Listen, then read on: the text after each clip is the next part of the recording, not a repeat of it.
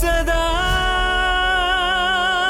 ನಿಮ್ಮೊಂದಿಗೆ ಹೊಸ pure derm ಅರ್ಪಿಸುವ ಸದಾ ನಿಮ್ಮೊಂದಿಗೆ ಕನಸು ಅರಳಿ ನಿಜಕ್ಕೂ ನನಸಾಗುವ ಘಳಿಗೆ ಇರುವೆವು ನಾವು ಸದಾ. ಬಂಧುಗಳೇ ನಮಸ್ಕಾರ. ನಾನು ನಿಮ್ಮ ಲಕ್ಷ್ಮಿ, ಸದಾ ನಿಮ್ಮೊಂದಿಗೆ ಈ ಕಾರ್ಯಕ್ರಮಕ್ಕೆ ಸ್ವಾಗತ ಸುಸ್ವಾಗತ.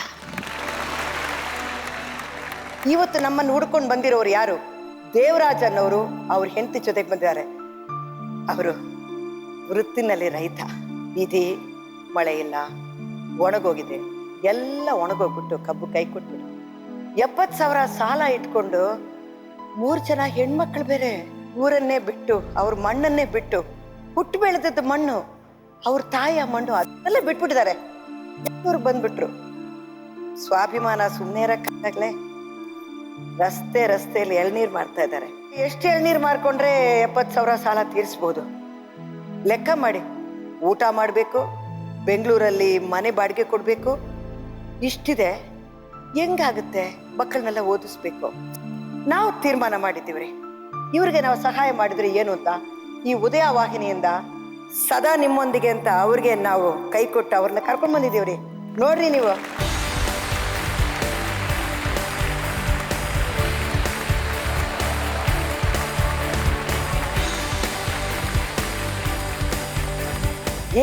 ದೇವ್ರ ಹೆಸರು. ಈಗ ಊರಲ್ಲೇ ಇದ್ದೆ, ವ್ಯವಸಾಯ ಮಾಡ್ಕೊಂಡಿದ್ದೆ. ಯಾವ ಊರು? ಮಂಡ್ಯ. ಓಕೆ. ಆಮೇಲೆ ನಾನು ಓದಕ್ಕೆ ಹೋಗ್ಲಿಲ್ಲ, ಬರೀ ವ್ಯವಸಾಯ ಮಾಡ್ಕೊಂಡಿದ್ದು. ಬೆಳೆ ಮಾಡೋಣ ಅಂತ ಹೋದೆ. ಬೆಳೆ ಮಾಡೋಕ್ಕೆ ದುಡ್ಡಿರಲಿಲ್ಲ. ನಮ್ಮ ತಾಯಿ ಕರ್ಕೊಂಡು ಬ್ಯಾಂಕಲ್ಲಿ 90,000 ರೂಪಾಯಿ ತಗೊಂಡೆ. 90,000 ತಗೊಂಡು ನಮ್ಮದೊಂದು 20 ಕುಂಟೆ ಇತ್ತು, ಪಕ್ಕದೊಂದು 20 ಕುಂಟೆ ಇತ್ತು. 1 ಎಕರೆ ಕಬ್ಬು ಮಾಡಿದೆ. ಎಲ್ಲ ಇಷ್ಟು ಉದ್ದ ಬಂತು, ಮಳೆ ಹೊಂಟೋಯ್ತು. ಎಲ್ಲ ದುಡ್ಡು ಜಮೀನಿಗೆ ಹಾಕ್ತು. ಓ, ಮಳೆ ಬಂದು ಹೋಯ್ತು. ಮಳೆ ಹೋಯ್ತಲ್ಲ, ನಾಶ ಆಗ್ಬಿಡ್ತಿಲ್ಲ ಅಷ್ಟೇ. ಹಾಗೆ ಯಾವ ವರ್ಷ ಆಯ್ತು? 6 ವರ್ಷ. ಅಯ್ಯೋ, 6 ವರ್ಷ ಕಷ್ಟಪಟ್ಟಿದ್ದೀರ. ಬ್ಯಾಂಕಲ್ಲಿ ತಗೊಂಡು ಲೋನು ಇತ್ತು, ಲೆಟ್ರ್ ಬಂದು ಹಣ ಕಟ್ಟಿ ಅಂತ. ಇಲ್ಲಾಂದ್ರೆ ಸುಸ್ತಿ ಮಾಡ್ತೀವಿ ಅಂದ್ರು ಸರ್. ನಮ್ಮ ಹತ್ರ ಇಲ್ಲ ಅಂತ ಕೇಳ್ಕೊಂಡ ನಾವಲ್ಲಿ. ಇಲ್ಲ, ಕಟ್ಲೇಬೇಕು ನೀವು ಅಂತ ಅವ್ರಂದ್ರು. ಇನ್ನೊಂದ್ ಸ್ವಲ್ಪ ದಿವಸ ಟೈಮ್ ಕೊಡಿ, ನಮ್ಗೆ ಕಟ್ತೀವಿ ಅಂತ. ಆದ್ರೆ ಕ್ಲೋಸ್ ಡಿಲ್ಲ. ಆಮೇಲೆ ತಿರ್ಗಾ ಮಗಳು ಮದುವೆಗೆ ಈ ಸಾಲ ಇದ್ರು ಬಂದ್ಬಿಟ್ರು.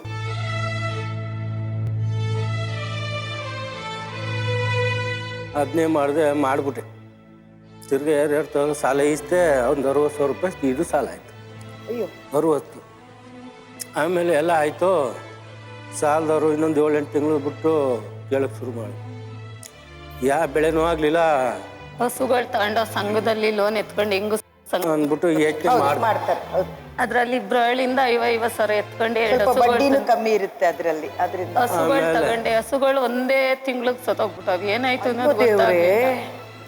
ಅದೇನು ಒಂದೊಂದೇ ತಿಂಗಳು ಕಟ್ಟಿರೋದು. ಅವಾಗ ಭಾಳ ಅಲ್ಲ, ಕಬ್ಬು ಒಣಗೋಯ್ತು ಅಂತ ಸಾಲ ಮಾಡಿಕೊಂಡು ಅದಾದ್ಮೇಲೆ ಇನ್ನೊಂದು ಜಾಗಕ್ಕೆ ಹೋಗಿ ಸಾಲ ತಗೊಂಡು ಹಸು ತಗೊಂಡ್ರೆ ಹಸು ಸತ್ತೋಗೋದು ಯಾಕೆ? ಒಂದೊಂದ್ಸತಿ ದೇವ್ರು ಹಿಂಗ್ ಮಾಡ್ತಾನೆ ಅಂತ. ಹಸುಗಳು ಸತ್ತೋದ್ಮೇಲೆ ನಮ್ಗೆ ಏನ್ ಮಾಡ್ಬೇಕು, ಎಲ್ಲಿ ಕಟ್ಟೋದು, ಏನ್ ಮಾಡೋದು ಅನ್ನೋದೇ ಗೊತ್ತಾಗ್ಲಿಲ್ಲ ಮೇಡಮ್. ನಾವು ಅಯ್ಯೋ ದೇವ್ರೆ ಭಗವಂತ,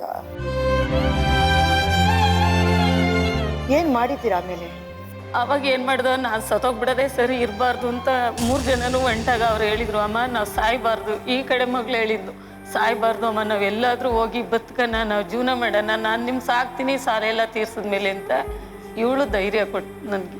ಸವಾಶ್. 6 ವರ್ಷದಿಂದ ಊರಿಗೆ ಹೋಗಿದ್ದೆ ಮೇಡಮ್. ನಮ್ಮ ಜಮೀನು ಏನಾಯ್ತು, ನಮ್ಮ ಭೂಮಿ ಬಿಟ್ಟು ಬಂದು ಅನ್ನೋದೊಂದು ನಮಗೆ ನೋವು ಜಾಸ್ತಿ. ನಾವು ಬೆಳಿಬೇಕು, ನಮ್ಮ ಫಸ್ಲಲ್ಲಿ ನಾವು ರೈತರಾಗಿ ಇತ್ಕೊಂಡು ನಾವು ಇಲ್ಲಿ ಬಂದ್ವಲ್ಲ ಅನ್ನೋದೊಂದು ಮನಸ್ಸಲ್ಲಿ ಬಹಳ ಕೊರಗು ಮೇಡಮ್. ಏನು ಚಿಂತೆ ಮಾಡ್ಕೋಬೇಡಿ, ಏನಾಗುತ್ತೋ ನಾವೆಲ್ಲ ಹೆಲ್ಪ್ ಮಾಡ್ತೀವಿ, ಸಹಾಯ ಮಾಡ್ತೀವಿ.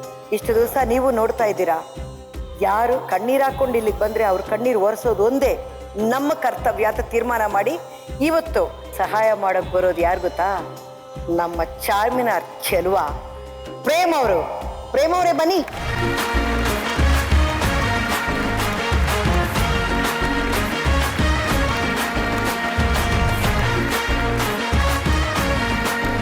ನೋಡಿ ಅವ್ರಿಗೆ ರೈತರು ಇಷ್ಟಿಷ್ಟು ಪ್ರಾಬ್ಲಮ್ಸ್ ಎಲ್ಲ ನಡೀತು. ಆಮೇಲೆ ವಿಟಿ ನೋಡ್ಬಿಟ್ರೆ ನಿಮ್ಗೆ ಕ್ಲಿಯರ್ ಆಗುತ್ತೆ.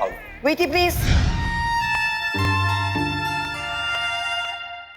ನನ್ನ ಹೆಸರು ದೇವರಾಜು ಅಂತ.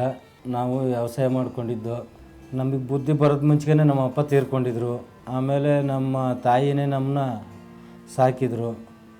ನಮ್ಮ ತಾಯಿ ಕಷ್ಟ ನೋಡ್ನಾರ್ದಲ್ಲೇ ನಾವು ವ್ಯವಸಾಯನೇ ಮಾಡ್ತಿದ್ದು.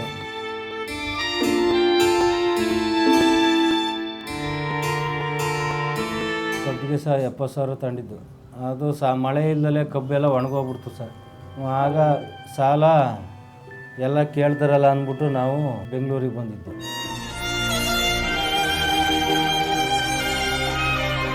ಬೆಂಗಳೂರಿಗೆ ಬಂದು ನಾನು ಎಳ್ಳಿ ವ್ಯಾಪಾರ ಮಾಡ್ತಾಯಿದ್ದೆ.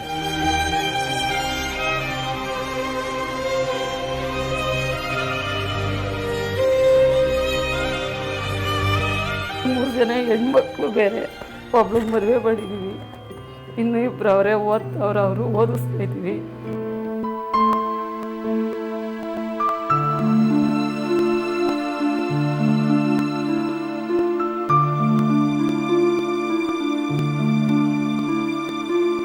ಅಮ್ಮ ನಾವು ನಿಮ್ಮ ಜೊತೆಲಿ ಎಲ್ಲಾರ ಕೆಲ್ಸಕ್ಕೆ ಬರ್ತೀನಿ ನಡಿಯಮ್ಮ ಅಲ್ಲೂ.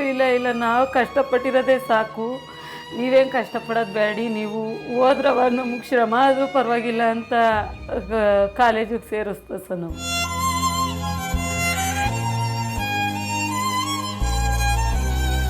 ನಮ್ಮಪ್ಪ ಎಳ್ನೀರು ತಳ್ಳೋದು ನೋಡಿ ನಮಗೆ ಬೇಜಾರಾಗುತ್ತೆ. ನಮ್ಮ ಕೈಲೂ ಆಗ್ತಾಯಿಲ್ಲ, ನಾವು ಏನು ಮಾಡೋಕ್ಕೂ. ಆದರೆ ನಾವು ಜಾಬ್ ಮಾಡಬೇಕು ಹೋಗೋಣ ಅಂದರೆ ನಮ್ಮ ಅಪ್ಪ ಅಮ್ಮ ಬೇಡ ಅಂತಿದ್ದಾರೆ. ಆದರೆ ನಮಗೂ ಏನೋ ಕಷ್ಟ, ನಮ್ಮ ಅಪ್ಪ ಅಮ್ಮ ಕಷ್ಟಪಡ್ತಾ ಇದ್ದಾರೆ ಅನ್ನೋದು ಒಂಥರ ನೋವಾಗ್ತಿದೆ ನಮಗೂ.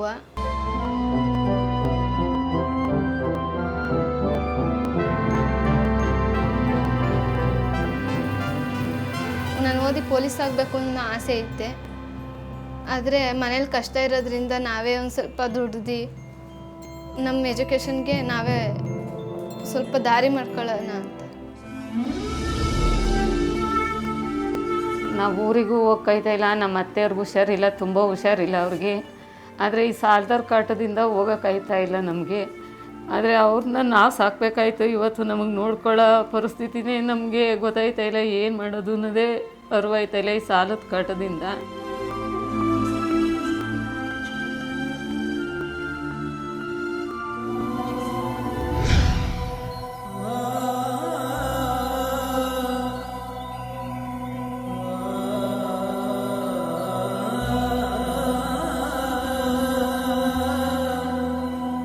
ಕಣ್ಣೀರು ಹಾಕ್ತೇ ಇರೋ ರೈತರು ಯಾರಾದ್ರೂ ಇದ್ದಾರಪ್ಪೆ? ಸುಲಭವಾಗಿ ಹೇಳ್ಬಿಡ್ತೀನಿ. ಒಂದು ಮಾತು ಕೇಳ್ತೀನಿ, ಎಲ್ಲರೂ ಕಂಪ್ಯೂಟರ್ ಇಂಜಿನಿಯರ್ಗೂ ಡಾಕ್ಟ್ರಿಗೂ ಎಲ್ಲರಿಗೂ ನನ್ನ ಮಗಳನ್ನ ಮದುವೆ ಮಾಡಿಸ್ಕೊಡ್ತೀನಿ ಅಂತ ಹೇಳ್ತೀರಲ್ಲ, ಯಾರಾದರೂ ಒಬ್ಬ ರೈತನ ಮಗನಿಗೆ ನಾನು ಮದುವೆ ಮಾಡಿ ನನ್ನ ಮಗಳನ್ನ ಕೊಡ್ತೀನಿ ಅಂತ ಯಾರೂ ಹೇಳೋದಿಲ್ಲ. ರೈತರಿಗೆ ಮನೆ ಇದೆಯಾ ಅಂತ ಯಾರೂ ಕೇಳಲ್ಲ. ಎಲ್ಲರಿಗೂ ಸೈಟ್ ಕೊಡಿಸ್ತಾರೆ ಗೌರ್ಮೆಂಟು. ಯಾಕೆ ಒಂದು 2 ಸೆಂಟ್ ರೈತರಿಗೆ ಕೊಡೋಕ್ಕಾಗಲ್ವ? ಅವ್ರು ಬಾಡಿಗೆ ಮನೇಲಿದ್ದಾರೆ. ಸಾಲ ಅನ್ನೋದು ಎಲ್ಲರಿಗೂ ಇದೆ. ತೀರಿಸ್ಕೊಳ್ಳೋ ವಿಧಗಳಲ್ಲಿ ಕೆಲಸ ಮಾಡ್ತಾರೆ, ಎಲ್ಲ ಮಾಡ್ತಾರೆ ಎಲ್ರೂ. ಆದರೆ ಈ ಬಡ್ಡಿ ಇದೆ ನೋಡಿ, ಅದು ತಿನ್ಬಿಡುತ್ತೆ. ಎಷ್ಟೊಂದು ಸಾವುಗಳು. ರೈತರ ಸಾವೋದು ಒಂದೇನಾ? ರೈತರಿಗೆ ಬದುಕೋ ಹಕ್ಕಿಲ್ವೇನ್ರಿ? ಹಕ್ಕಿದೆ. ಅದಕ್ಕೆ ಇವತ್ತು ಹಕ್ಕಿ ಏನು ಅಂತ ತೋರ್ಸೋಕ್ಕೆ, ಅವ್ರಿಗೆ ಸಹಾಯ ಮಾಡೋಕ್ಕೆ ನಮ್ಮ ಪ್ರೇಮ್ ಬಂದಿದ್ದಾರೆ. ಹ್ಯಾಂಡ್ಸಮ್ ಹೀರೋ ಪ್ರೇಮ್ ಇಲ್ಲಿದ್ದಾರೆ. ಆ್ಯಕ್ಚುಲಿ ಮೊದಲನೇದಾಗಿ ನಾನು ಉದಯವಾಹಿನಿಯವರಿಗೆ ತುಂಬ ಥ್ಯಾಂಕ್ಸ್ ಹೇಳೋದಕ್ಕೆ ಇಷ್ಟಪಡ್ತೀನಿ. ಅದ್ಭುತವಾದಂಥ ಟೈಟ್ಲ್ ಇಟ್ಟಿದ್ದಾರೆ, ಸದಾ ನಿಮ್ಮೊಂದಿಗೆ ಅಂತ. ಆ ಒಂದು ಟೈಟ್ಲಲ್ಲೇ ಒಂದು ಭರವಸೆ ಇದೆ. ಇತ್ತೀಚೆಗೆ ನಡೆದಂಥ ಒಂದು ಸಣ್ಣ ಘಟನೆ ಹೇಳ್ತೀನಿ. ಅಂದರೆ ನಾವು ಮಾಡೋಂಥ ಒಂದು ಸಣ್ಣ ಸಹಾಯ ಒಂದು ಕುಟುಂಬನ ಹೇಗೆ ಉಳಿಸುತ್ತೆ ಅನ್ನೋದಕ್ಕೆ. ನನ್ನ ಮನೆಗೆ ಒಂದು ಲೆಟ್ರ್ ಬಂತು. ಲೆಟ್ರ್ ಅಂತ ಯಾರು ಬರೀತಾರೆ ನನಗೆ ಅಂತ ತೆಗೆದೋದಾಗ ಒಂದು 5 ಪೇಜು ಬರೆದಿದ್ರು. ಅದರಲ್ಲಿ ಅವರು ಸಹ ರೈತರೇ, ರಾಮನಗರದಲ್ಲಿರೋದು. ಸೇಮ್ ಇದೇ ಥರನೇ ಬೆಳೆ ಬೆಳೆದಿದ್ದಾರೆ, ನಷ್ಟ ಆಗಿದೆ, ದುಡ್ಡಿಲ್ಲ, ಬಡ್ಡಿಗೆ ತೊಗೊಂಡಿದ್ದಾರೆ, ಮಕ್ಕಳನ್ನ ಓದಿಸ್ಬೇಕು ಅಂತ. ಒಬ್ಳು ಮಗಳು IAS ಓದ್ತಾ ಇದ್ದಾಳೆ, ಇನ್ನೊಂದು ಮಗಳು ಕಾಲೇಜ್ಗೆ ಹೋಗ್ತಾ ಇದ್ದಾಳೆ. ಅವ್ರನ್ನ ಓದಿಸ್ಬೇಕು ಅನ್ನೋ ಒಂದು ಹಠ, ಮತ್ತು ಅವ್ರ ತಾಯಿಗೆ ಹುಷಾರಿಲ್ಲ ಅಂತೇಳಿ ಹಾಸ್ಪಿಟ್ಲ್ ಕಟ್ಟಿದ್ದಕ್ಕೆಲ್ಲ ದುಡ್ಡು ಬೇಕಾಗಿರೋದ್ರಿಂದ ಒಂದಷ್ಟು ಲಕ್ಷ ಬಡ್ಡಿಗೆ ತೊಗೊಂಡಿದ್ದಾರೆ. ಬಡ್ಡಿ ಕಟ್ಟೋದಕ್ಕೆ ಆಗ್ತಾ ಇಲ್ಲ. ಸೊ ಕೊನೆಗೆ ಅವ್ರು ಬಡ್ಡಿ ಕಟ್ಟೋರು ಬಂದು ಹೇಳಿರೋದು ಏನಂದ್ರೆ, ನಿನ್ನ ಕೈಲಿ ಬಡ್ಡಿ ಕಟ್ಟೋಕ್ಕಾಗಲಿಲ್ಲ ಅಂದರೆ, ಸಾಲ ತೀರಿಸೋದಕ್ಕಾಗಿಲ್ಲ ಅಂದರೆ, ನೀನು ಇಬ್ಬರು ಹೆಣ್ಮಕ್ಳಿದಾರಲ್ಲ,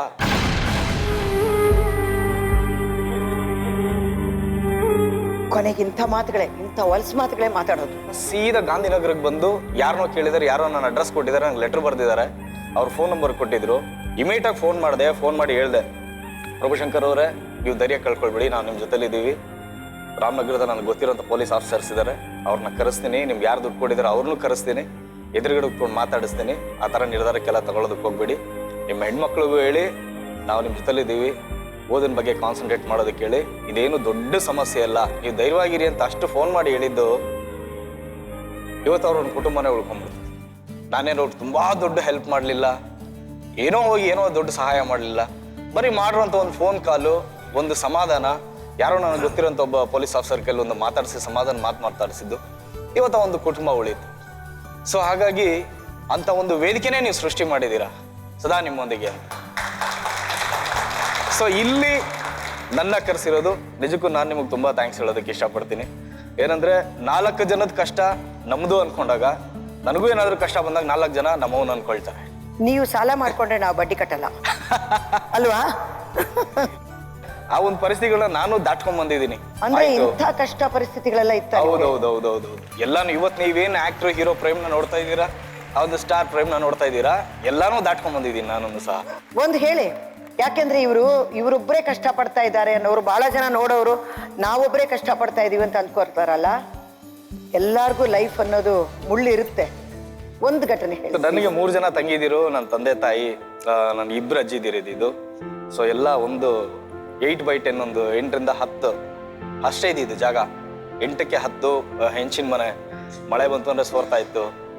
ಸೊ ಮನೆಯಲ್ಲಿ ನಾನು ನೆಮ್ಮದಿಯಾಗಿ ಮಲ್ಕೊಬೇಕು ಅನ್ನೋ ಕಾರಣಕ್ಕೆ ನಮ್ಮ ಅಜ್ಜಿದಿರಿಬ್ರು, ನನ್ನ ತಾಯಿ, ನನ್ನ ತಂಗಿದಿರೆಲ್ಲ ಇದ್ಬಿಟ್ಟು ಮಳೆ ಬಂತು ಅಂದರೆ ತಪ್ಪಲೆಗಳು ಪಾತ್ರೆಗಳೆಲ್ಲ ಇಟ್ಕೊಂಡ್ರು.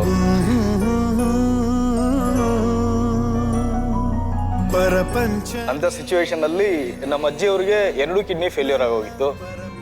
ಡಯಾಲಿಸಿಸ್ ಮಾಡಿಸೋದಕ್ಕೆಲ್ಲ ಆಗ ದುಡ್ಡು ಇರ್ತಾರಲ್ಲ ನಮ್ಮ ಹತ್ರ, ಯಾಕಂದ್ರೆ ಅಷ್ಟು ಸಂಪಾದನೆ ಇಲ್ಲ ನಮ್ಮ ಹತ್ರ. ನಾನು ಕೆಲಸ ಮಾಡ್ತಾ ಇದ್ದೆ, ನಮ್ಮ ತಂದೆ ಕೆಲಸ ಮಾಡ್ತಾರೆ, ನನ್ನ ತಾಯಿ ಕೆಲಸ ಮಾಡ್ತಾ ಇದ್ರು, ನನ್ನ ತಂಗಿದಿರು ಓದ್ತಾ ಇದ್ರು. ದುಡ್ಡು ಹಂಚೋದಕ್ಕೆ ಆಗ್ತಾರೆ ನಮ್ಮ ಹತ್ರ. ಡಯಾಲಿಸಿಸ್ ಅಂದ್ರೆ ಇವತ್ತೇ ಇಷ್ಟೊಂದು ಕಾಸ್ಟ್ಲಿ ಇದೆ. ಅವತ್ತು ಡಯಾಲಿಸಿಸ್ ಅನ್ನೋದೇ ಹೊಸದು.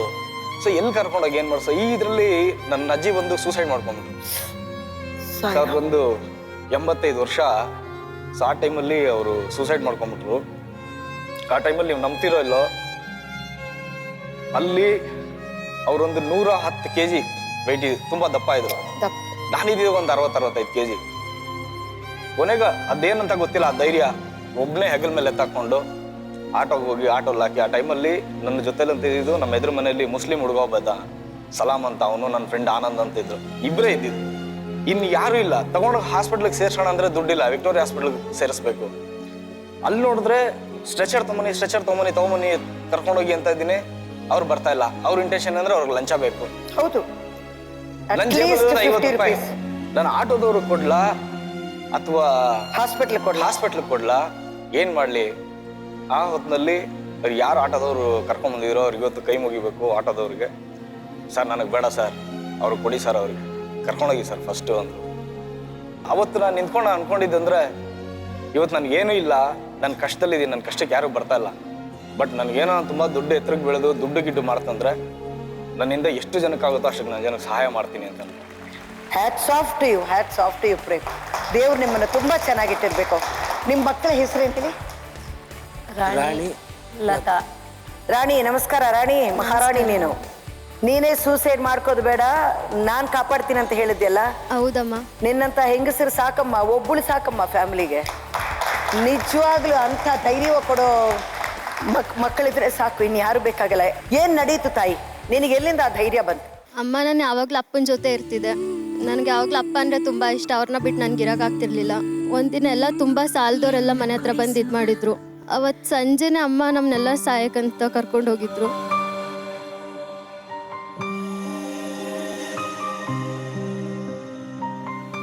ಬಟ್ ನನಗಿಷ್ಟ ಇರಲಿಲ್ಲ.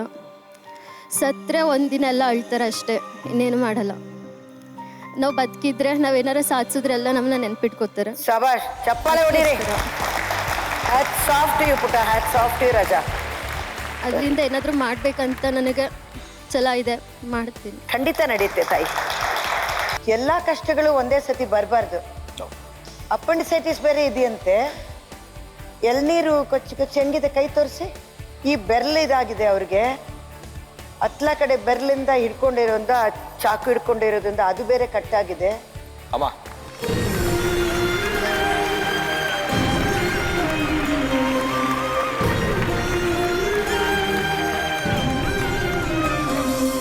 ನಿಮಗೆ ಏನೇ ಕಷ್ಟ ಇದ್ರು ಏನೇ ಇದ್ರು ನಾವು ನಿಮ್ಮ ಮುಂದಿಗಿದ್ದೀವಿ, ಕೂತ್ಕೊಳ್ಳಿ.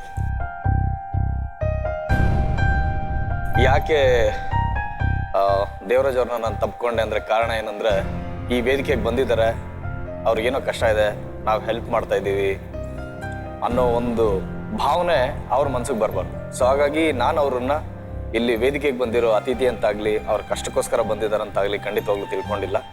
ನನ್ನ ಕುಟುಂಬದವರೊಬ್ಬರಾಗಿ ಅವ್ರಿಗೆ ನಮ್ಮ ಅಣ್ಣನ ಸ್ಥಾನವನ್ನು ಕೊಟ್ಟು, ನಮ್ಮ ಅಣ್ಣನಿಗೆ ಒಬ್ಬ ತಮ್ಮನಾಗಿ ನಾನಿನ ಜೊತೆಲಿ ಇರ್ತೀನಿ ಅನ್ನೋ ಪ್ರೀತಿಯಿಂದ ಆ ಒಂದು ತಬ್ಗೆಯನ್ನು ಕೊಟ್ಟಿದ್ದೀನಿ. ನಾವು ಯಾವತ್ತೂ ನಿಮ್ಮ ಜೊತೆಲಿ ಇರ್ತೀವಿ. ಒಂದು ದೇವರಿಗೆ ಸವಾಲು ಹಾಕ್ಬೇಕು, ಹೊಡಿತೀಯ ಕಲ್ಲು, ಎಷ್ಟು ಹೊಡಿತೀಯ ಹೊಡಿ, ನೀನು ಹೊಡಿಯೋ ಕಲ್ಲಲ್ಲೇ ನಾನು ಮನೆ ಕಟ್ಟಿ ತೋರಿಸ್ತೀನಿ ಅನ್ನೋ ಚಾಲೆಂಜ್ ಇದ್ರೆ ಮಾತ್ರ ಲೈಫಲ್ಲಿ ಬೆಳಿತೀನಿ. ಪ್ರೇಮ್ ಅವರೇ, ಏನ್ ಮಾಡೋಣ? ನಾನು ರಸ್ತೆಯಲ್ಲಿ ಎಳ್ನೀರು ಮಾರ್ತೀನಿ.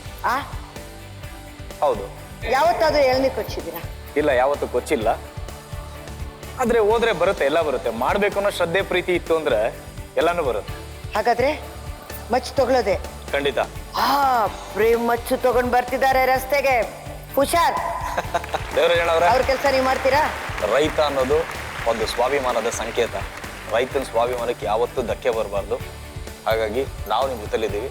ನಿಮಗೋಸ್ಕರ ನಾನು ರಸ್ತೆಯಲ್ಲಿ ನಿಂತ್ಕೊಂಡು ಎಳ್ನೀರು ಕುಚ್ತೀನಿ, ಎಳ್ನೀರು ಮಾರ್ತೀನಿ. ಓಕೆನಾ? ನೀವು ಧೈರ್ಯವಾಗಿರಿ. ಎಷ್ಟಾಗುತ್ತೋ ನಮ್ಮಿಂದ ಅಷ್ಟು ಸಹಾಯ ನಾವು ನಿಮ್ಗೆ ಮಾಡ್ತೀವಿ. ಓಕೆ? ದುಡಿಮೆಗೆ ಸ್ಫೂರ್ತಿಯಾಗಿ ಇರುವೆವು ಜೊತೆ ಸದಾ, ಭರವಸೆ ಮೂಡಲೆಂದು ಇದೆ ಇಲ್ಲೇ. ನಮ್ಮ ಹೀರೋ ಪ್ರೇಮ್ ಅವರು ಎಳ್ನೀರ್ ಮಾರಕ್ ಹೋಗಿದ್ದಾರೆ. ನೋಡೋಣ ರೀ, ವಿರಾಮ ನಂತರ.